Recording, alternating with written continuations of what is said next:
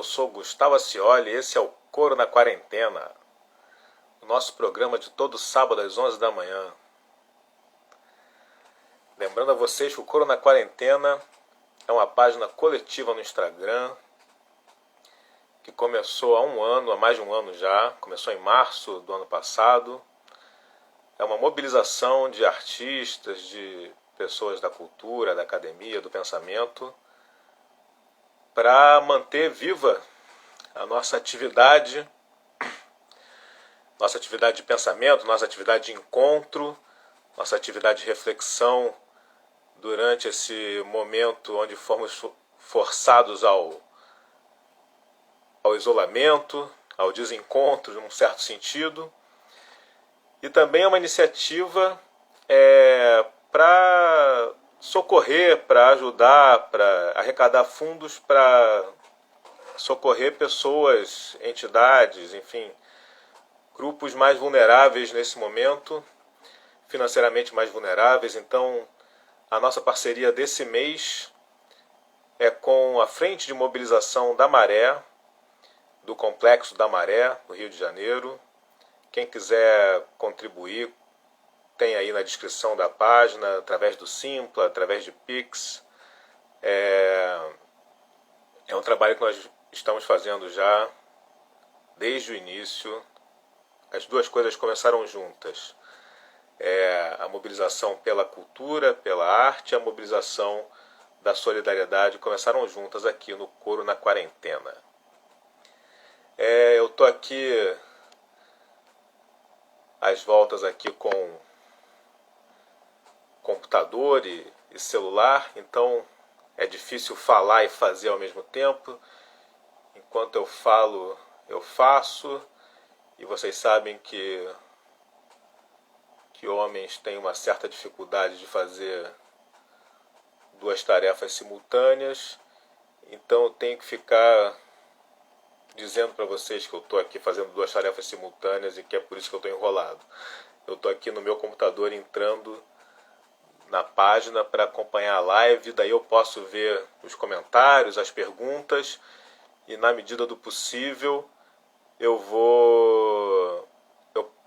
tento incluir às vezes as perguntas de vocês durante a entrevista. Nem sempre é fácil, tem o fluxo da entrevista, tem a pauta, ficar conversando e olhando ainda é uma técnica que eu estou desenvolvendo. E muitas vezes também o entrevistado, a entrevistada veem a participação, veem a pergunta e incluem, respondem. Então incentivo a todos a participação.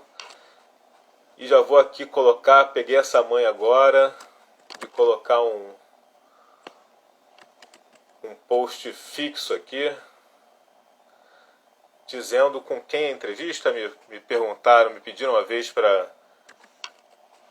disseram que às vezes a pessoa chega na live sem saber o que está acontecendo e não sabe com quem está acontecendo a conversa.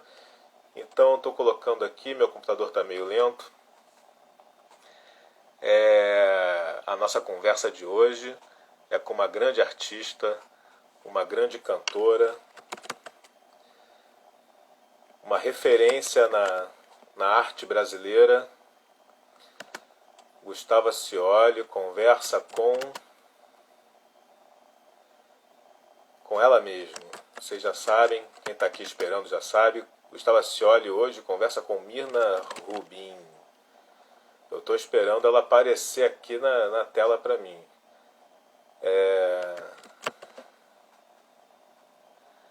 Eu vou postar.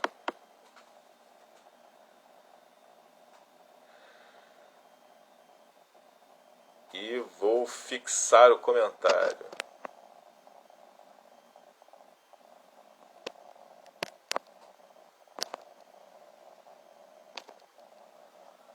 Pronto, tá aí. Agora, permanentemente, para quem chegar na live, tá aí escrito que a nossa conversa de hoje é com ela, a grande Mirna Rubin, cantora lírica, premiada, com um currículo muito extenso, tanto na ópera quanto no teatro musical também.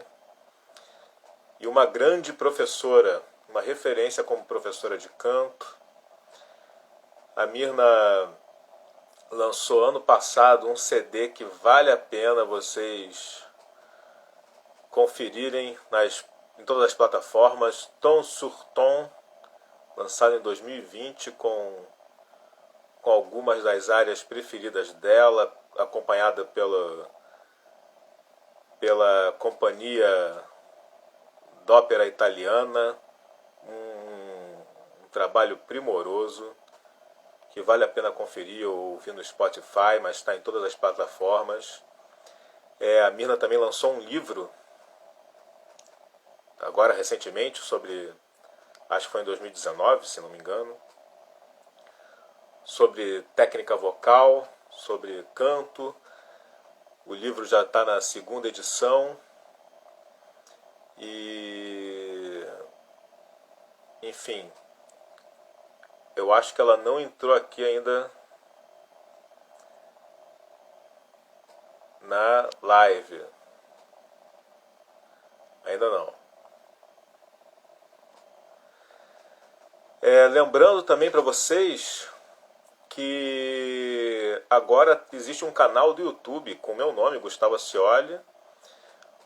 Eu estou postando todas as lives que... Já postei, na verdade, todas as lives que aconteceram aqui. Começamos em outubro do ano passado. Já fiz aqui mais de 25 entrevistas.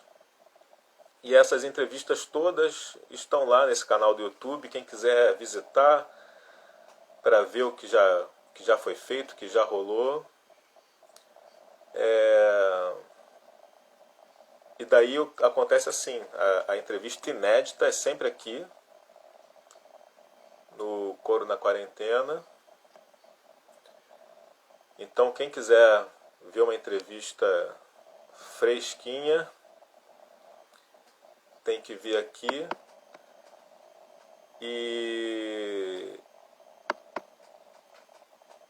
Mas as antigas estão lá, no site. E essa entrevista nova, ela só... agora sim, Mirna Rubin está entre nós. Então, essa entrevista que nós vamos fazer hoje só estará disponível aqui no Coro na Quarentena durante toda esta semana. Mirna, eu não estou conseguindo te convidar. Tem alguma coisa acontecendo aqui. Apareceu. Ótimo.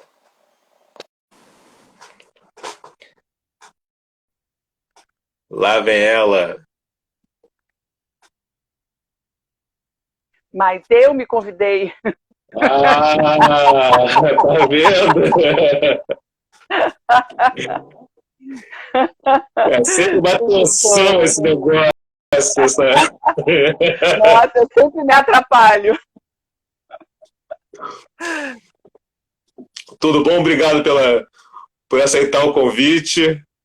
Obrigada, para mim é uma grande honra poder estar aqui, ainda mais que você está fazendo um trabalho social tão lindo, e eu super sou uma pessoa que tira a roupa do corpo para dar para todo mundo. Eu sou uma pessoa que pensa no outro, que eu sofro demais quando vejo injustiças sociais. Então, fiquei tão feliz quando você me convidou e saber o propósito que tinha. Nossa, me deu uma alegria profunda. Obrigada. Eu que sou grata.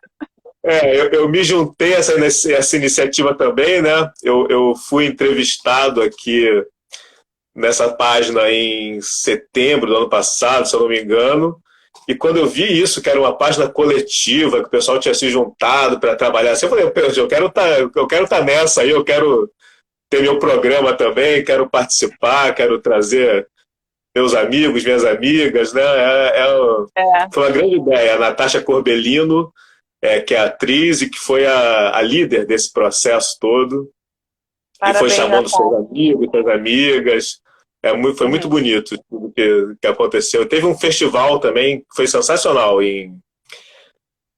Logo no início do ano teve um festival Coro na Quarentena. Foi uma semana inteira de live quase ininterrupta. Foi muito legal. Que bom. Mirna, você já nasceu com o nome de artista, né? Não Você... é? Deixa eu te contar a história dos nomes da minha família, que é uma coisa muito legal. Nós somos 3, eu sou a mais velha e tenho 2 irmãos. Né? Aí meus pais queriam que a gente tivesse nomes dissílabos para não ter apelido, porque quando você tem nome grande, vão criar apelido, e se você tem nome duplo, vão criar ou apelido ou vão usar só um dos dois. Então, o conceito era nomes dissílabos e um representante de cada grande etnia. Então, eu sou a representante dos hebreus, o meu outro irmão é dos gregos e o meu outro irmão é dos romanos. Então, é Marcos com U, Heitor dos gregos e Mirna dos hebreus. Que legal! E você não tem apelido? Porque porque Mirna já é um apelido, né? Mirna já é apelido.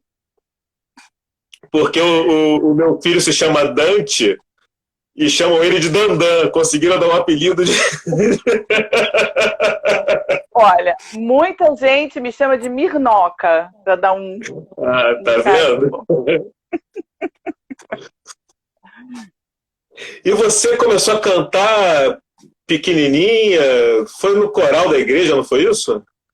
Não, na verdade, minha avó era professora de piano e aos 4 anos eu infernizei minha avó para me ensinar piano, porque eu vivia na casa dela assistindo ela ensinar piano, me apaixonei. Então, com 4 anos eu comecei a estudar piano.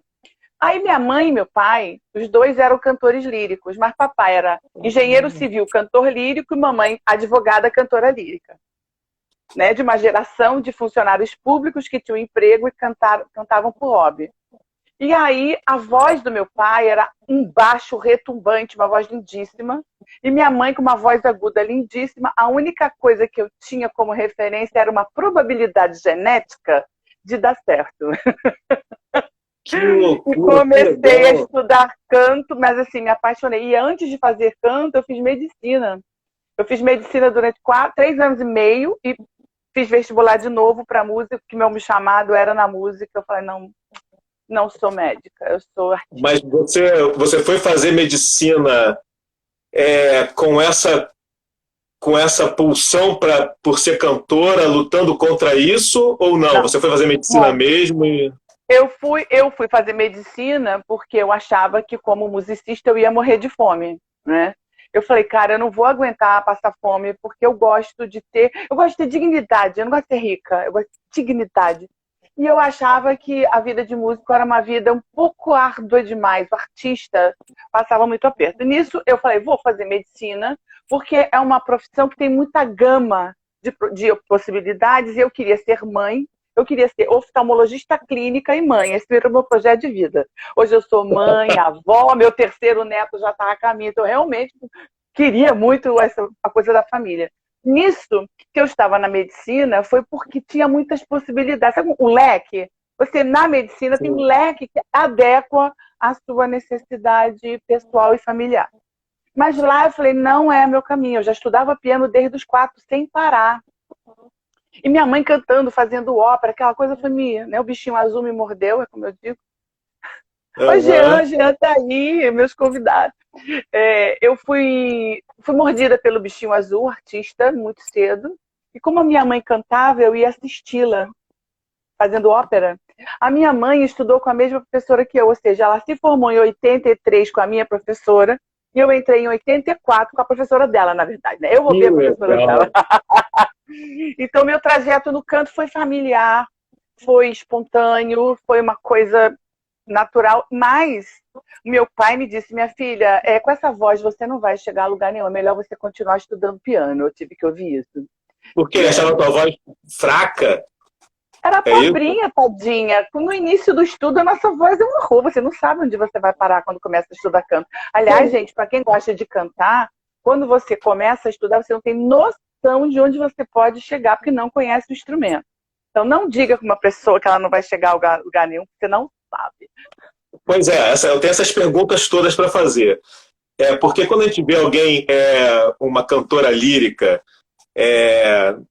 em qualquer situação, né? Pode ser pela TV e tal, mas quando vê de perto é mais impressionante ainda, quando vê ao vivo, né? E eu tive a sorte de te ver cantando assim a 2, 3 metros de distância, né? É uma coisa tão potente, parece que a gente está diante de uma pessoa que sobre-humana, né? O volume, a extensão, é uma coisa que a gente não consegue, a gente que não é desse mundo e que a gente usa a voz com tanta limitação, a gente não consegue conceber como o ser humano pode fazer uma coisa dessas, né? Tem uma capacidade física, genética própria, assim, que só alguns vão conseguir e outros não? Como é que é isso? Eu olho para vários aspectos, Gustavo, que é o seguinte: o instrumento da pessoa em si, você nasce com um instrumento com um design, né? Então, por exemplo, você nasce flauta, você nasce clarineta, você nasce tuba, você nasce com um design, um tamanho que vai te predispor a um determinado som. Se ele é mais grave, se ele é médio, mais agudo, se é estridente, se é redondo. Existe realmente uma anatomia que define o instrumento. O que você vai fazer com ele é uma segunda etapa. Tá? Você pode desenvolvê-lo ou não. Nesse desenvolvimento, o que acontece? Você precisa, na carreira de músico, de cantor, de musicalidade. E quando você não tem musicalidade, não afina bem, tem uma série de restrições, o que acontece com você é que você desiste por falta de energia para vencer essas dificuldades. Mas que pode chegar, pode. Só que a pessoa que tem menos facilidade, ela vai ter que fazer mais esforço. O que não significa que os que têm mais facilidade vão chegar a algum lugar. Porque, por outro lado, quem tem muita facilidade não estuda. Olha que paradoxo. Quem já sai com a voz fácil não estuda, então acaba não chegando. Eu me considero uma pessoa de voz difícil. Eu ralei muito para aprender a cantar. Eu tive que vencer muitas barreiras. Eu tinha uma alergia crônica que melhorou depois que eu me tornei mais... Eu sou quase vegetariana. Eu como peixe, eu como ovo, mas assim, não como carne, não, entendeu? Eu melhorei muito depois que a minha dieta foi trocada.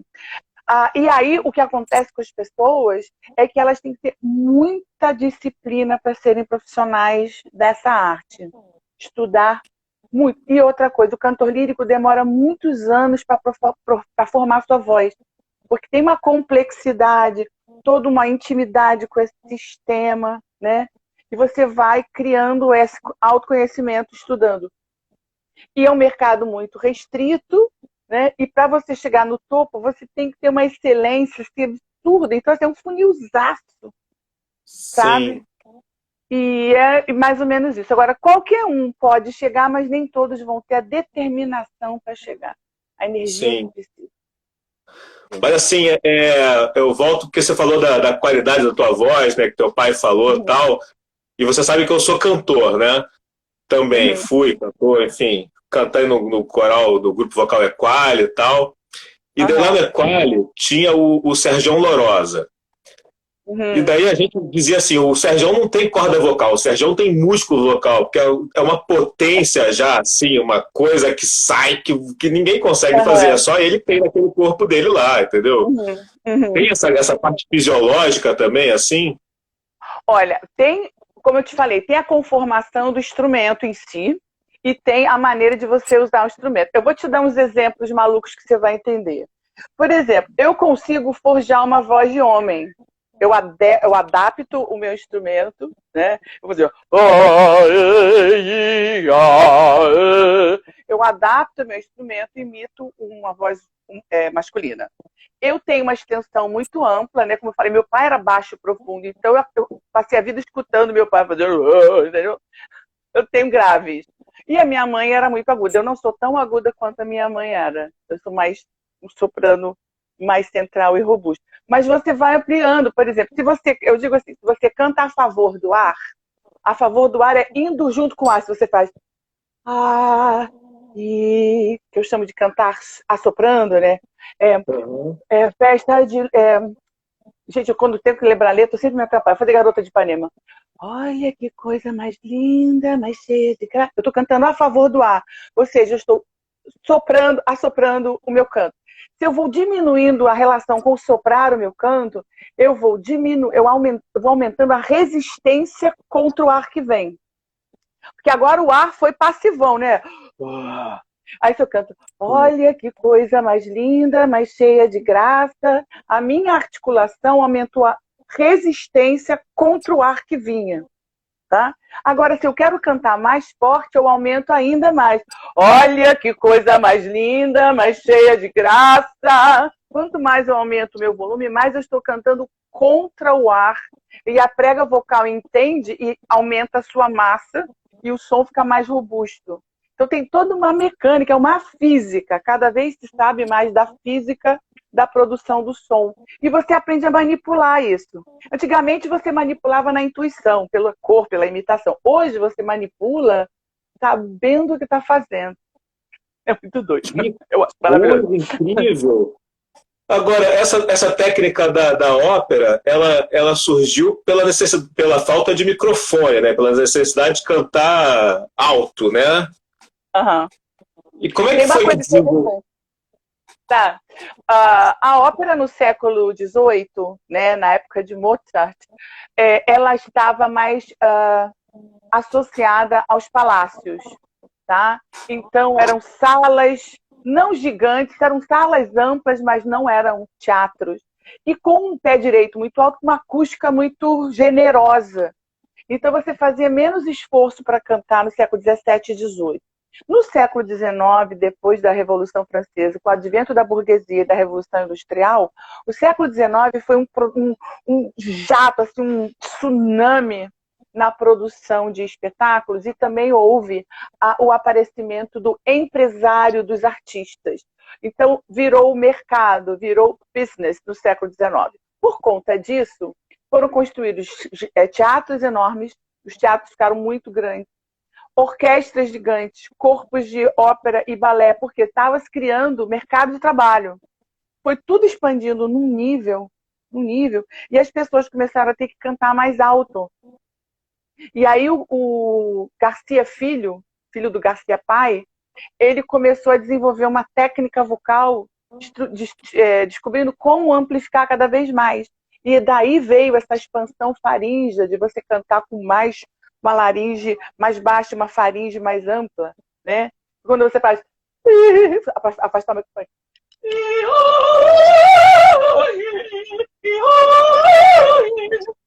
Eu abro a minha garganta, o corpo participa, você faz eu chamo de chupão, eu falo muita sacanagem na minha aula. Eu sinto que eu faço para dentro e amplifico muito o meu som. Isso foi um desenvolvimento do século XIX. Só que nem todo mundo podia alcançar esse tipo de uso vocal. Teve muita gente perdendo a voz porque não tinha resistência física. O instrumento não aguentava. Na virada do século XIX para o XX, houve um fenômeno chamado neoclassicismo, onde os compositores começaram a voltar a compor no tamanho de Mozart, ou seja, as orquestras eram menores, a coisa foi mais reduzida, porque a orquestra é gigante, você competir com uma orquestra sem instrumentos, como é que você vai cantar, gente, com uma orquestra desse tamanho, né? E essa é mais ou menos a virada da voz. O século XIX foi assim, uma grande virada em termos de produção vocal e amplificação vocal. E esse vibrato ele acontece naturalmente pela passagem do ar, assim, da técnica? O vibrato, na hora que você gera... O nome disso que eu faço, que eu chamo de chupão, chama impedância retroflexa. Na hora que você gera essa resistência contrária ao ar, o sistema balança, gera o que a gente chama de giro vocal, né? O vibrato e o giro, eles estão interligados. Porque você sente esse... que faz a voz amplificar. É como se fosse uma autorreciclagem, entendeu? Uma onda reforça a outra, que reforça a outra, que reforça a outra. E também esse som foi criado para ele continuar a reverberar na sala onde você está. Não adianta você cantar ópera numa sala seca, porque não vai reverberar. Entendeu? Por exemplo, eu já cantei na sala Cláudio Santoro, em Brasília, que não é preparada para som acústico, ela é preparada para som amplificado. Então, ela tem muita parede que chupa o ar para justamente equilibrar a reverberação. Né? Quando você, por exemplo, a sala Cecília Meirelles, que é uma sala que tem muita acústica, quando você bota instrumento amplificado, dá problema. Porque vai ter a reverberação da sala e embola tudo. Então, na hora que você canta no teatro que é acusticamente preparado para a ópera, a sala amplifica a tua voz. Você joga na sala e ela continua girando. É muito da física. Mas esse vibrato é diferente do vibrato do Caetano Veloso, da Elba Ramalho, do Fagner, né? Eu divido o vibrato em 3 vibratos, né? A literatura diz, o livro do Richard Miller, aliás, a estrutura do canto está produzida e está editada em português. A estrutura do canto do Richard Miller é a Bíblia do cantor, gente. Tem que ter, todo mundo tem que ter. Agora tem em português, tá? E o Miller fala que o vibrato equilibrado, o vibrato que gosta de ouvir, é um que vibra de 6 a 6,5 frequências, oscilações por segundo. Então, além da frequência do seu som, que você tem que tem o som em si, você tem tem essa oscilação, né? O vibrato é a modulação da frequência. Você tem a nota, que é a frequência, e ela é modulada.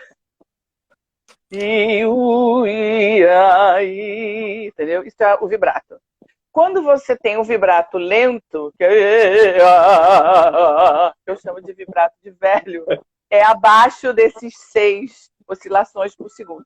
E tem o caprino, que é o rapidinho, que eu não sei fazer. Mas esses que você falou, todos eles têm um vibrato um pouco caprino, né?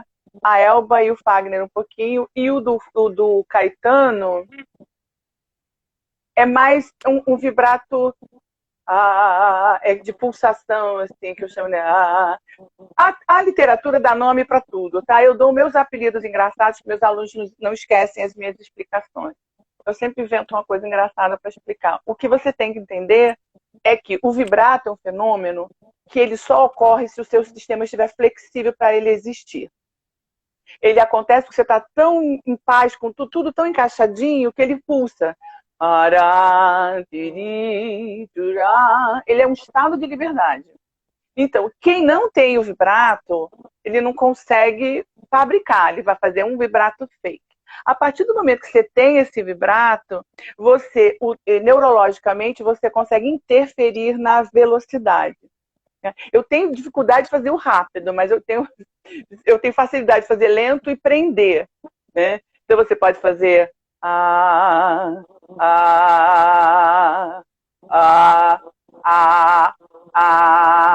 eu não consigo prender, né? Ele vibra.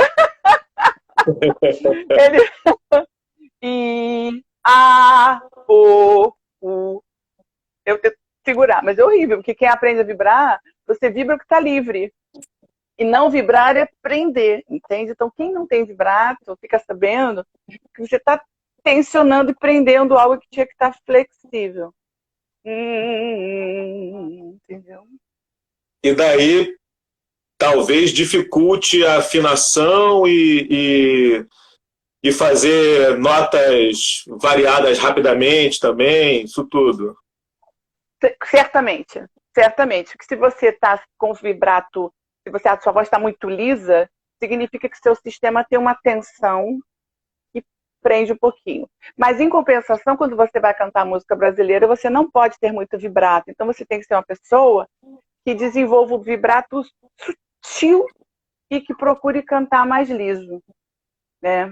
Porque existe uma coisa que a gente tem que entender, gente, que o vibrato, ele ocorre quando você tem uma nota de longa duração, né?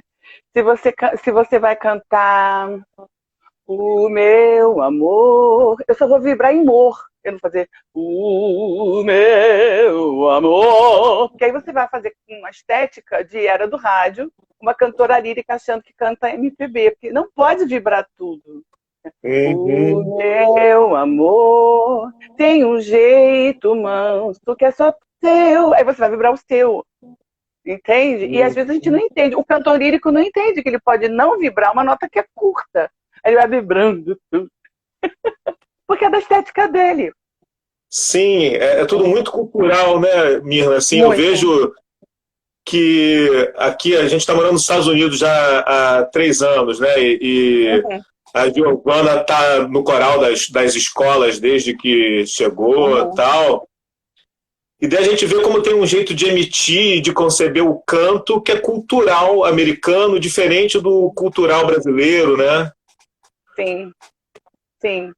E cada Eu tenho a idioma impressão traz. que todo americano sabe cantar. Eu tenho essa impressão, assim, que eles cantam melhor que os brasileiros, na média. O cidadão comum, assim. Sim, eles são estimulados a cantar na escola, né? Tinha pelo menos, agora deram uma cortada. Quando eu estava lá ainda, estava nessa crise de tirar a música da middle school, foi um sofrimento, porque eles iam chegar na high school com uma formação musical mais restrita, o que ia deflagrar um, um problema lá na frente, na vida adulta deles.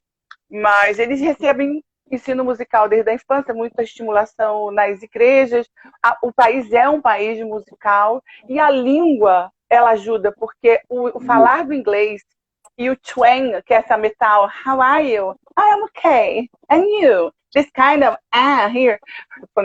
Essa sensação física de estar aqui, isso colabora para que a voz já metalize e já saia da garganta e já encaixe aqui. Isso já colabora, número 1. Número 2 é que a língua inglesa ela é consonantal, ela é muito frontalizada. A língua brasileira, assim como todas as românicas, né, o português, o francês, o italiano, o espanhol, elas são vocálicas, você canta na vogal. Né? O italiano, graças a Deus, tem consoante, mas assim, a prioridade dessas línguas é a vogal. A prioridade do inglês e de um alemão, de um holandês, é a consoante. Então, isso faz com que você tenha mais exercícios, bota a voz mais naquela. Então, o idioma em si já colabora para você botar a voz no lugar. Percebe? Que loucura. Isso é muito legal. Isso é muito legal. Eu sou apaixonada por idiomas, como cantor lírico, todo mundo tem que cantar em muitos idiomas, né? Vocês sabem disso, cantor lírico canta em tudo quanto é idioma. E aí eu sou fascinada pelas diferenças. Que às vezes um idioma colabora, por exemplo, o francês, ajuda você a deixar a voz mais enganchada aqui. E aí na hora que você vai para os outros enganchado na máscara, é macio. Porque o francês é uma língua macia, como o português é uma língua macia. Então você amacia a sua voz quando você canta em francês. Aí você pega do francês, empresta para o italiano, para o português, para o alemão. Você vai emprestando o que uma língua tem de boa para outra. É incrível. Maravilha, que maravilha. Agora, Mirna, como é que é essa opção de ir para o campo lírico, para a ópera, voltando lá para o início da tua vida, da tua carreira, num país, vamos dizer assim, inculto como o Brasil? Foi assim, foi uma loucura, mas eu acho que é um chamado, sabia? É um chamado, porque eu falei, gente, eu vou encarar essa briga. O meu pai falou, Mira, você vai largar a faculdade de medicina para ser cantora lírica no Brasil? É isso mesmo? Ele era engenheiro civil, racional, né? Homem racional. Eu falei, pai, quer saber? Deixa comigo, eu vou com tudo. Pode ficar tranquilo, eu vou com tudo. E chegou um momento, vou contar uma história particular minha. Em 1996, eu fui alugar um apartamento em Botafogo. E aí, foi o segundo apartamento quando eu morei sozinha. E eu falei, pai, eu vou alugar um apartamento. Você pode ser meu fiador? Ele falou, claro. Aí ele emprestou o contra-cheque dele. Tá? Em 96, Gustavo, eu ainda não era professora federal. Antes de mestrado e doutorado, eu era professora particular de canto. Ponto. Quando meu pai emprestou o contra-cheque dele, ele era engenheiro civil, funcionário público do último nível de carreira da Rede Ferroviária Federal. Eu ganhava mais do que ele. Aí eu fiquei chocada. Que eu, como professora de canto, ganhava mais que meu pai engenheiro. Aquilo me deixou com uma pulga atrás da orelha. E aí eu acabei fazendo, neste mesmo ano, concurso para a Unirio, porque todo mundo falava, você tem 2 filhos, você tem que buscar a sua independência, a sua estabilidade, você tem que ter uma aposentadoria decente. Lá fui eu. Gustavo, eu passei 15 anos na Unirio sofrendo, angustiada, doente, e pedi demissão. Hoje eu sou frila e free. E não troco por nada. Você também é, não é, Gustavo, ou não? Você é do meu rumo frila. Você meio frila, semi. Você sabe o que eu estou falando. Eu prefiro ter uma vida simples a me escravizar num sistema travado. Não consigo. Sim. sim. Mas você cantou pelo Brasil todo ópera, né? Existe um Sim. circuito e existe Sim, um público. existe. Existe. É um público, ao mesmo tempo que é uma carreira restrita, é um público fechado, são poucos cantores, porque todo mundo sabe que é um público difícil, mas aconteceu um fenômeno em 2007 que tanto o Teatro Municipal do Rio de Janeiro e de São Paulo fecharam para fazer obra e ficaram muitos anos em obra. E naquele ano eu pensei, bom, eu já não sou nenhuma menina, minha carreira de cantora lírica eu acho que agora vai dar um break feio. Nisso, eu comecei a ser procurada por cantores para fazer audição para Noviça Rebelde, para o musical. Isso que eu estava preparando aquela montoeira de gente, já com a minha escola na época, né? Aí eu abri uma escola e coisa e tal. E aí eu pensei, gente, quem vai fazer a madre? Quem vai fazer madre? Ninguém, não tinha nenhuma madre pedindo áudio. Quem vai fazer madre? Eu falei, pô, podia fazer audição para madre, né? Vai que. Aí eu estava assistindo uma peça, no final a Paula. Ai, gente, esqueci o sobrenome dela. Sandrone. A Paula Sandrone era assistente de Cláudio Botelho e Charles Miller. Ela estava lá e no final eu falei com ela. Aí eu puxei ela assim, Paula, eu tô me coçando para fazer audição para Mari. O que você acha? Será que rola? Será que eu devo? Eu falei, por favor, faça. Lá fui eu. Aí virei Madre Superiora. Uhum. Depois que eu entrei para o teatro musical, eu me senti na minha tribo, Gustavo. Porque, na verdade, eu sempre fui atriz. Quando eu era criancinha, eu queria ser atriz. Mas eu achava que não ia dar certo, que é uma carreira muito difícil. Aí eu virei pianista, virei cantora lírica. E em 2007, virei cantora de musical, que era o que eu sempre quis ser, desde os 6 anos de idade. Que legal! Eu acho que tem... ela tem que ser atriz também, né? Ela é uma atriz, né? Tem que, mas ela não fala praticamente, ela só canta, né? E falar não é mole falar, não. Para quem canta, falar é um outro mundo, sabe? De você assumir uma naturalidade na sua expressão e tal. É difícil ser atriz. Eu tive trocar também, né? E trocar também, né? Tá falando, tem que cantar e voltar, né? Uhum. Você me assistiu no Paradinha, eu não sei se você me assistiu no O Som e a Sílaba. Você chegou a assistir O Som e a Sílaba? Não. O Som e a Sílaba, ele está em cartaz, ele só está em suspensão por causa da pandemia. Nós estamos em cartaz desde 2017. Né? Então, assim, foram 3 anos praticando uma atriz que fazia o papel de uma cantora lírica. Então, eu falava, brigava, cantava uma área de ópera. Eu tive que ter uma relação muito ambígua com as duas coisas. O Paradinha começou, né? O Paradinha foi um ensaio para o Som e a Sílaba. E tanto que o Miguel falava, ela assistiu Paradinha e por isso ele escreveu O Som e a Sílaba. Foi graças a Paradinha, obrigada. Né? Que legal. A Lara, sua esposa gênia, produziu para nós. Então, essa transição da fala para o canto é uma coisa muito, muito complexa. Ela não é difícil, ela é complexa. Você tem que saber lidar com ela, colocar a voz no lugar, não se exacerbar demais, você vai ter que cantar logo a seguir. Né? E quando, por exemplo, quando eu faço o som e a sílaba, eu penso como uma atriz que vai cantar. Se eu pensar com cérebro de cantora, eu não abro a boca para falar porque eu entro em pânico. Porque você pode correr risco, você pode cansar, você pode errar. Pode no sentido de ser allowed to, entendeu? Você é permitido porque você está atuando. E essa personagem canta. Né? Sim, entendi. Teve tempo de eu estar muito alérgica, muito cansada, da nota não funcionar, meu nariz está tapado, eu estar medicada para cantar, de um agudo quebrar, e aquele agudo quebrado virou a minha dor, entendeu? Eu me lembro das vezes, nossa, assim, dava uma angústia verdadeira para aquela mulher que estava sofrendo muito. Então, o quebrar uma nota, para mim, nessa personagem, era parte da personagem. Eu não me cobrava a cantora, eu me cobrava uma mulher muito doída, né? Então é uma experiência gostosa de passar. Difícil, mas muito boa. Muito boa. Ontem a gente ficou assistindo o documentário sobre Maria Callas, o Maria by Callas, que é sensacional. E daí é isso, né? O perfeccionismo, né? Que tem nesse mundo da ópera, né? Exigência, assim, é uma pressão absurda, né? Uhum, uhum. Sim, e o mundo da ópera tem esse perfeccionismo exacerbado e o teatro musical não tanto. Apesar de ser exigente, existe uma flexibilidade que é na qual eu me encontro como pessoa, como, sabe, ser humano.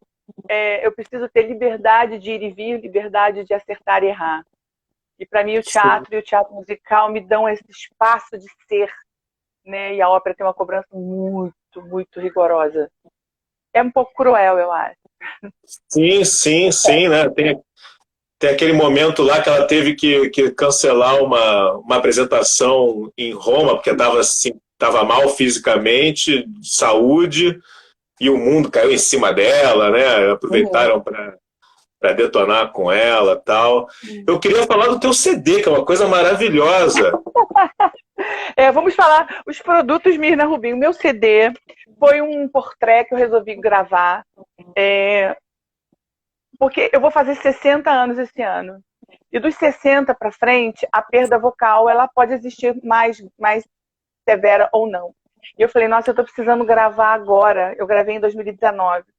Parte dessas áreas eu gravei em 2003, outras em 2010 e as demais em 2019 mesmo, em novembro. Acho que eu gravei umas 4 ou 5, porque as outras eu já tinha gravado com esse mesmo produtor musical. Eu falei, vamos usar, tá tudo tão bonito, tinha muita emoção.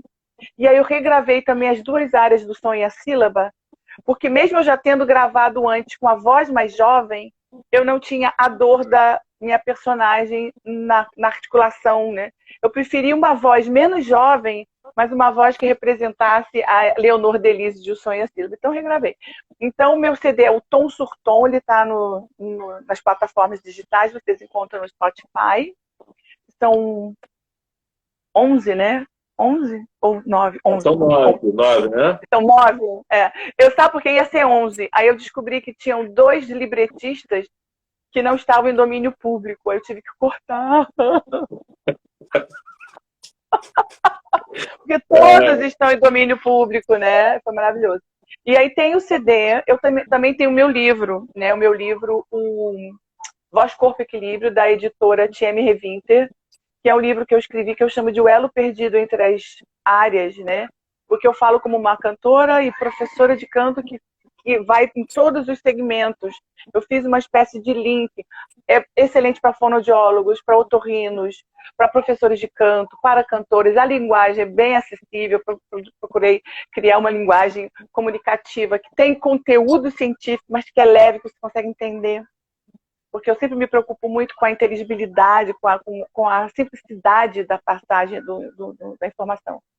E também eu tenho meus cursos online, né? Tem meu site, que é mirnarubin.com.br, tem as minhas redes sociais, né? Meu Instagram, meu canal do YouTube, que tem muitas dicas da Mirna no canal do YouTube.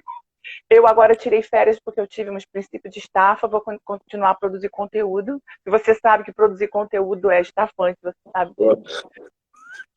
E eu falei, gente, eu vou ter um treco. A minha psicóloga falou, porque você está quase tendo um treco. E aí eu dei uma pausa e vou voltar. Eu produzo conteúdo toda quarta-feira às 20h30, minhas lives às 20h30, que eu vou retomar. E é um prazer tê-los lá. Agradeço também se tiverem perguntas no meu inbox do meu Instagram, também respondo. Enfim, é isso. Meus produtos são meus cursos online, meus conteúdos das redes sociais, meu livro e meu CD. e E tem uma novidade. diga, Esqueci da minha diga, próxima. diga. É porque a minha próxima novidade, eu escrevi uma peça e compus todas as músicas. Se chama Nada Além do Nada, que está ficando quase pronto, que é a história de 2 idosas que têm 89 anos, 2 judias idosas. Sou eu, uma grande amiga. Porque eu escrevi, porque eu tive uma depressão, porque eu estava me sentindo velha. Eu falei, quer saber, eu vou transformar a velhice numa grande pândega. E aí eu trago essas 2 velhas, eu sou muito chata, minha velha é muito chata, a outra é muito fofinha, a minha mesma. E a gente vai tirando sarro das questões do mundo, das questões da modernidade e tal. É um texto que é bonito e cômico ao mesmo tempo, tá? É o que eu chamo de morde a sopra.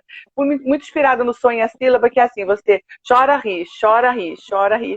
Então a minha peça está escrita dessa maneira, muito divertida. Tem músicas incríveis, todas inéditas, e é muito bonito. vai ser lançado, fica de olho, Nada Além do Nada. Que legal.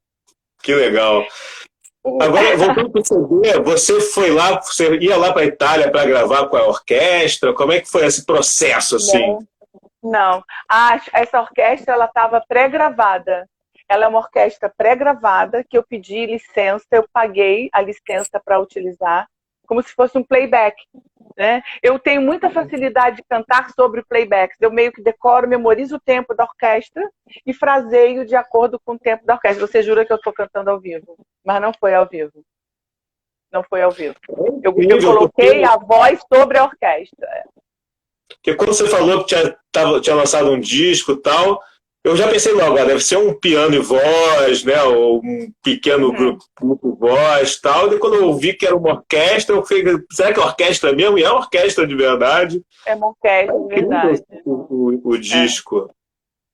Eu fiz a produção musical também junto com o Yuri Cunha, do estúdio Compact Disc, lá no Downtown, aqui na Barra. Nós fizemos um tratamento, a orquestra também foi tratada, sabe? Tinha trechos que tinham pequenos erros, era uma orquestra que não tinha o intuito de ser gravada, né?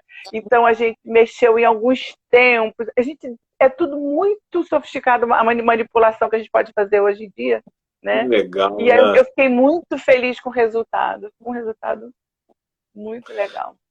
E você canta só italiano, né? Sim, lá foi só áreas em italiano, que são os ícones, né, que todo mundo adora ouvir, que eu queria registrar. Só italiano. Mas foi por causa do público ou é porque você também gosta mais? Não, foi mais porque conta a minha história. Cada área daquela tem uma história minha, um momento de história da minha vida, tem uma representatividade. Né? Algumas, por exemplo, o Vicidarte e a Musetta, eu cantei no Sonho a Sílaba. O Casta Diva e um Belvedremo, eu fui fundo musical, eu fui atriz e fui cantora, né, de uma minissérie que o Miguel escreveu, que era sobre a revista de fofoca, A Vida Alheia, lembra disso? Eu fui uma convidada, cantora lírica, então eu não só fui atriz, como o fundo das áreas que eram cantadas eram minha voz. Eu tive La Mama Morta, eu cantei no Paradinha Cerebral. Entendeu? Então, cada uma... teve uma que eu tive que tirar, que eu fiz o papel maravilhoso, eu tive que tirar. Que o Senza Mama eu também gravei. E todas elas tiveram um marco na minha história de vida. Então, elas representam a minha história, por isso que foram escolhidas. Entendeu? Legal. Você acha que o teatro musical ocupa hoje o lugar que a ópera teve? Você acha que a ópera vai, com o tempo, acabar, assim, ao longo do século XXI, vai desaparecer? Como é que você vê essa... Eu acho que a ópera nunca vai acabar, porque sempre tem pessoas muito apaixonadas pela ópera. Eu vejo jovens que falam, caraca, isso é incrível, começam a estudar. Existe. E óbvio que pessoas como eu e os meus herdeiros, né, os professores que eu formei, a gente mantém a viva chama. Eu tenho uma produção, eu tenho uma companhia de ópera chamada Nuovo, que sempre produz espetáculos anuais, e só parou por causa da pandemia, que a gente fomenta a ópera e várias pessoas. Tem vários alunos que passaram na minha escola que foram fazer vestibular de canto para cantar ópera. Então você gera essa paixão, você continua alimentando. Né? E eu acho que a ópera nunca vai acabar. Agora, eu acho que a ópera, ela representa o que Wagner chamou de Gesamtkunstwerk. Gesamtkunstwerk. Essa palavra difícil. Que é a obra de arte total, que tem tudo junto e misturado. Para mim, o teatro musical é o que Wagner, o Richard Wagner, profetizou. Que tem imagem, que tem música, que tem dança, que tem pirotecnia, que tem tudo junto, canto, atuação. Eu acho que o teatro musical é a profecia de Richard Wagner, é a minha opinião. Você acha que é mais do que a ópera nesse sentido? Ele é mais do que a ópera, porque ele não só ele é cantado no idioma nativo, o que faz a comunicação ser mais interessante, como ele é muito grandioso e faz com que o público se deleite com aquela coisa visual enorme, sabe? Então o teatro musical veio para ficar. E o Brasil é a terceira maior produção de teatro musical do mundo. Primeiro Estados Unidos, segundo Inglaterra, terceiro Brasil. A nossa produção de teatro musical que é gigante. É um negócio, é um sucesso. E o sucesso é porque é cantado em português, Gustavo. E a ópera afasta porque ela é cantada em outro idioma. Né? Eu já ouvi ópera em português, acho que era Lorenzo Fernandes, talvez. Não sei quem era o compositor agora. Mas é difícil de entender até em português, às vezes, o que a pessoa está dizendo. É. Por quê? Porque a emissão muito alta, o fato de você ter que emitir muito forte, o ouvido humano, ele entende a palavra através da consoante. Uma curiosidade física importante. A frequência das consoantes é alta, é uma frequência alta. E ela compete com os formantes muito agudos da projeção vocal. Então, quando você não entende a consoante, você não monta a palavra. Você sente uma linda vogal, linda, maravilhosa, grandiosa, mas não entende a consoante. Você não consegue discernir a palavra, porque a consoante não está inteligível. Agora, no teatro musical, você é microfonado, então você não precisa ter uma alta projeção. E o microfone capta as frequências das consoantes e você entende. Aí você fica feliz por estar entendendo a história. É uma questão física. E é muito difícil se adaptar, Mirna? Quem veio da ópera se adaptar ao teatro musical é muito difícil?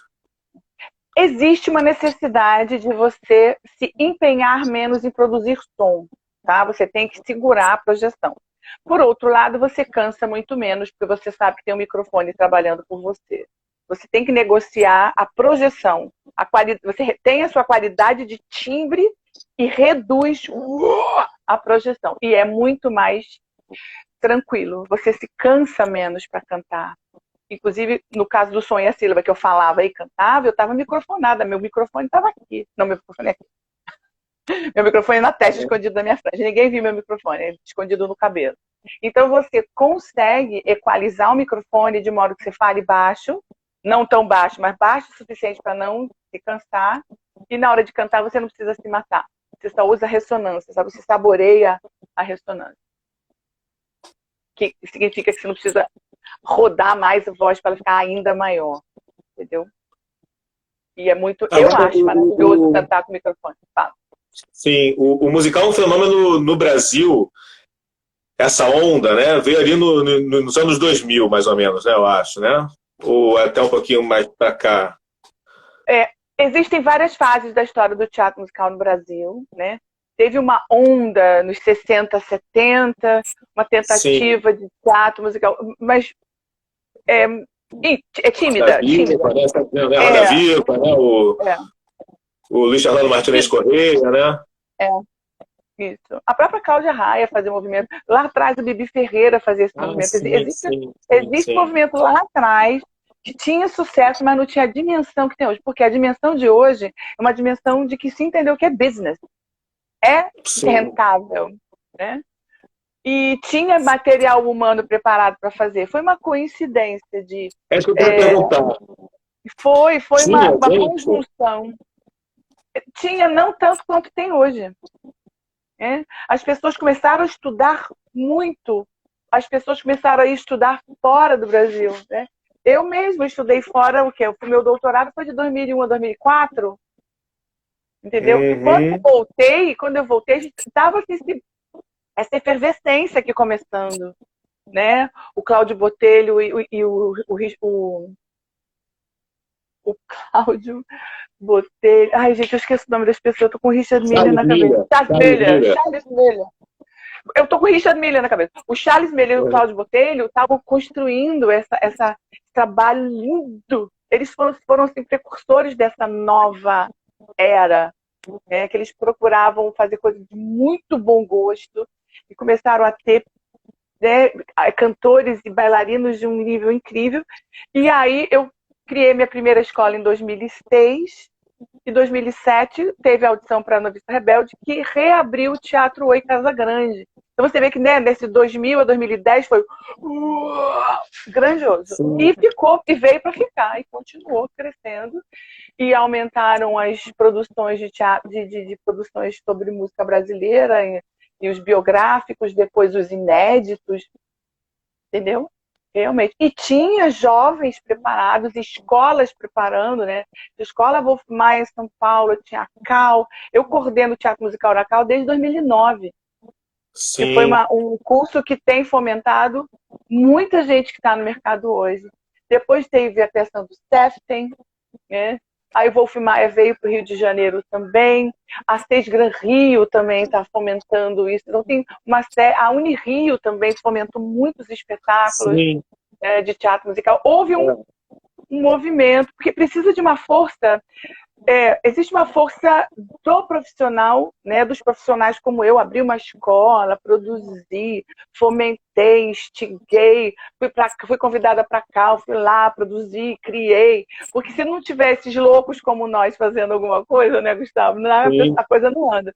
Então você fomenta com essa energia e existe o mercado, a indústria financeira que se interessa e casa essa conjuminância aí de pessoal qualificado, preparado, pessoal com vontade de investir, e aí vai. E público, né? E público, sempre. Né? Sempre. O público apaixonado. E hoje em dia deve ser até difícil conseguir papel, né? A concorrência já tá grande.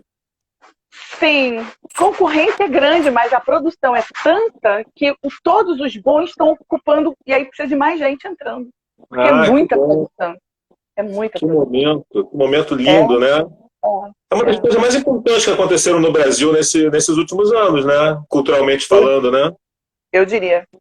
Esses últimos 20 anos foram abençoados pelo teatro musical, por essa virada. Não só pelo teatro musical estrangeiro, mas pelo estímulo do musical brasileiro, do resgate de compositores brasileiros importantíssimos e do musical inédito. Sim, porque não é só importar da Broadway, né? Não é uma produção. Tem mais do que isso. Né? Mais do que isso. Uhum. Muito legal. E assim, para a gente encerrar, você acha que qualquer pessoa pode aprender a cantar em qualquer momento da vida? É só querer? Olha, o meu curso online, a maioria dos meus clientes na faixa de 50 para cima. Tem muitos clientes dessa faixa. Porque eles perceberam que eles podiam aprender. Quando você entende, você aprende. Aonde você vai chegar é que a noia do ser humano. Onde eu quero chegar com isso? Eu vou querer ser um solista da Deutsche Grammophon? Não, né? Você vai cantar e ser feliz. Você vai melhorar a sua voz. Inclusive, o estudo do canto rejuvenesce a voz. Né? Você não fica com voz senil, você vai ficar com uma voz jovem, com tonos, até seus 80. Vi de Bibi Ferreira, que cantava. Eu estava no dia do aniversário de 90 anos de Bibi Ferreira, ela cantando no teatro. Uma voz rica. Né? Então, assim, você vai criar um novo projeto de vida, dependendo da idade com a qual você começa a cantar. Qualquer um pode e deve cantar. Cantar vai além de cantar vai além de uma profissão. Cantar, ela movimenta, ela estimula o seu cérebro de uma maneira muito ampla. Você oxigena o seu pulmão, oxigena o seu cérebro, ou seja, você mantém as suas células mais ativas e jovens e funcionais. Então, acho que cantar devia ser, assim, vício. E você descobre o seu corpo, né? Muito. E é uma arte muito sutil, porque ela é muito emocional também, né? Você nunca é o mesmo cantor, né? Cada dia você tem que encontrar um jeito o seu jeito de cantar naquele dia, né? Exatamente. Isso é uma coisa impressionante. Você tem que estar disponível, apesar de tudo. Alérgico, cansado, você vai lá e se conhece tanto que sabe até onde você pode ir naquele dia e vai dar o seu melhor, apesar de você estar com alguma situação que te prejudique, né? É muito lindo, né? E pelo menos os parabéns para você, das famílias vão melhorar muito. Gustavo, minha família, a gente comemorava nos restaurantes e cantava parabéns para você a 4 vozes. Abrindo voz. Abrindo voz. 4 vozes, o restaurante parava e aplaudia a nossa mesa. Era assim a prática.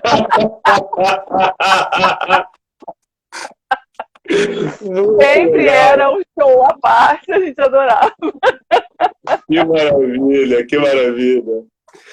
Mirna, foi uma aula que você nos deu, foi um encontro maravilhoso. Muito obrigado por aceitar o convite e por compartilhar com a gente essa tua vivência, esse teu conhecimento tão grande, e ter dado demonstração, foi uma delícia.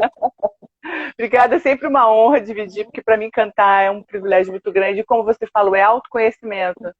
E é muito especial. Todo mundo tem que cantar, gente. Canta, canta, canta. É maravilhoso.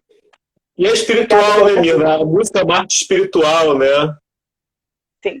Eu digo que a música é o verdadeiro religare. Você religa alma, espírito, intuição e razão. Você religa o seu corpo como um todo. É espiritual mesmo, com certeza. Que maravilha. Obrigado, Mirna. Obrigada a você, uma honra para mim. Muito obrigada. Tchau. Valeu, Tchau para todo mundo. valeu. Um grande beijo. Valeu, pessoal. Tchau. Beijo, tchau.